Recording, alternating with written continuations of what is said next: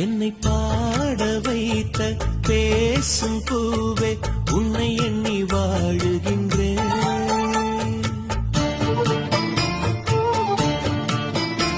எந்தான் தீர உந்தன் பேரை சொல்லி சொல்லி பாடுகின்றேன். இமைகள் திறந்து பார்த்ததும் எதிரில் வேண்டும் உன்முகம். எனது சுவாசம் உன்வசம். என்னை பாட வைத்த பேசும் பூவே உன்னை